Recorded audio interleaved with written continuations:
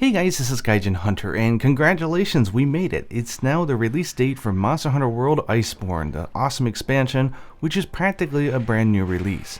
Now there was an unfortunate mix-up, so I was not able to get a review code in time to do a review of the game, but I did get a review code before the release, so I wanted to do something unique here. So my PlayStation 4 save, I did nothing. I literally cleared the game, no post-game content, none of the special arc tempered stuff, and I wanted to see how easy it is to jump into the game if you're that far behind. Like, you literally just cleared it, because there's some of you who might now be going out to get World right now, or maybe you just got World and you're almost done with the story, you just want to quick finish it so you can jump into Iceborne.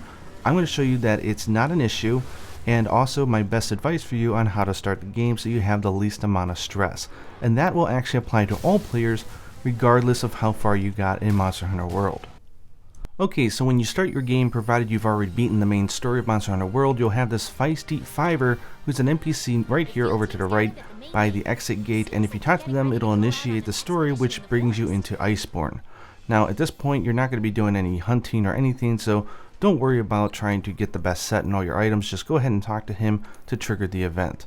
This is just showing you my current set. It's like 371 defense. To me, I mean, that's the end game set of Monster Hunter World. Of course, you may have done all the arc tempered stuff and you may have really buffed up all your gear, but I didn't. So this is my set that I'm using right now, and it's definitely not enough for master rank. So I'm just showing you this now so you have a comparison when you see what we're able to do in just about, I'd say, 30 minutes of work. Okay, so go ahead and talk to the feisty Fiver. I'm not going to show you the whole cutscene because I don't want to be spoiling anything story related, so I'm going to go ahead and zip past it. But basically, you're just going to be walking around the ancient forest, and a lot of yappity-dappity dialogue from your favorite handler. So after the cool opening cinematic, you are now Master Rank 1, but you're not ready to go on Master Rank quests yet, and nor are they unlocked. Just like previous games, in order to open those up to do, you will have to do an introductory quest against a monster. Only this time I noticed there's a trick around it, which is going to make your life much easier. So if you notice here, we don't have G-Rank expeditions, we don't have quests. Go ahead and talk to the commander to trigger yet another awesome cutscene. This will lead you into a hunt, so if you're really buffed up from all the endgame stuff and you think you can take it on, go ahead and stock up. If not, don't worry about it. So on this beginning field of the Hoarfrost Reach, we're going to meet our first Master Rank monster, which is Beotodus. And unlike some of the past games, the monster which unlocks your ability to take on Master Rank quests is not high rank. This is an actual bona fide Master Rank monster. The problem is that if you have high rank gear and weapons, you're going to be taking a lot of damage, you're going to take longer to kill this monster, and I found it really frustrating and super long.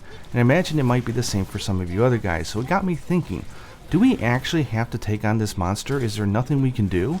And I found out, while if you face it here, it is an expedition, so you can die several times and it doesn't matter, there is a way to go back and do this fight much easier. So what you want to do is just go and return from the expedition.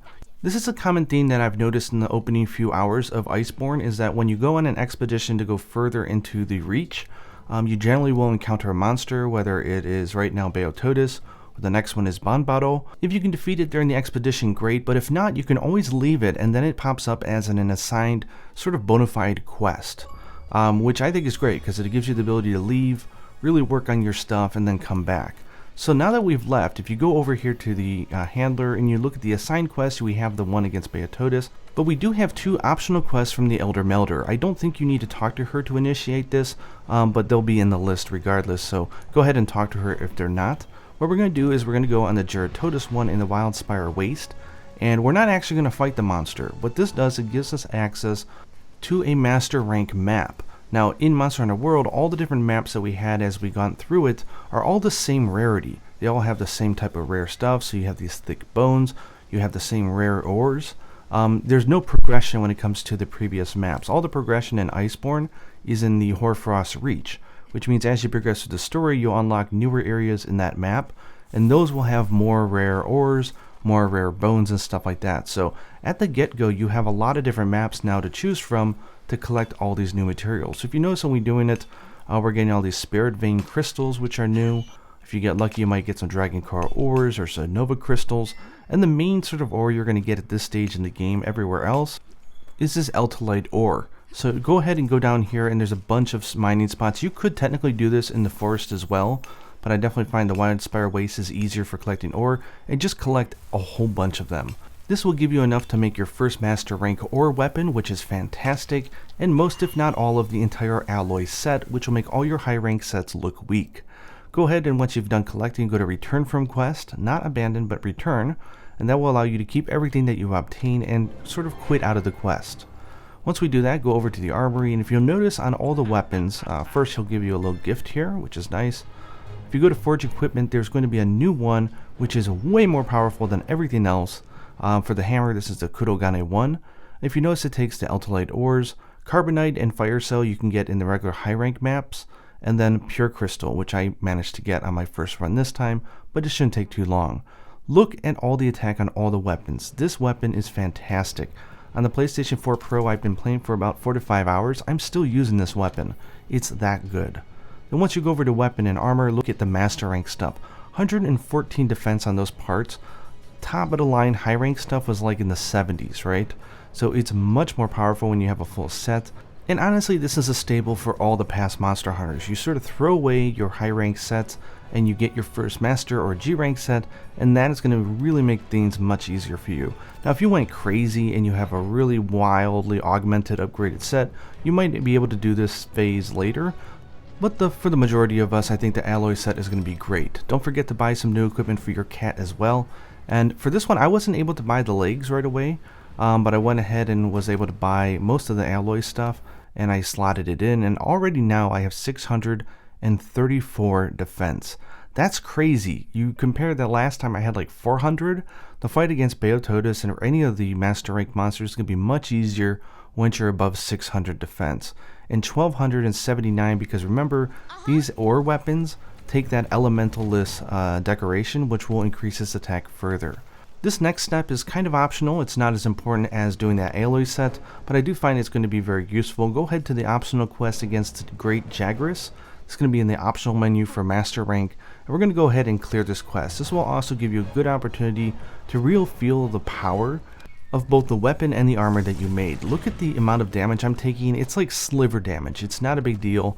And it is very fun to beat up your first master rank monster. Of course, Jagras is always going to be the great punching bag, so go ahead and have some fun. And even remember, collect some materials as you're going around this quest as well, because this is a master rank version of the Ancient Forest. I imagine that this hunt will probably take anywhere between 5 to 10 minutes, depending on your skill level, or if you're just goofing around or collecting stuff. If you notice, this monster will give you the monster Tough Bones. This is a bone that you can get from defeating large monsters early in master rank, and you're going to need it for some upgrades, some of the weapons that you want to make, and you're going to need it for the bone set as well. Talk to the Elder Melder, since she was the quest requester, and she'll give you this Ice Resistance Plus Jewel.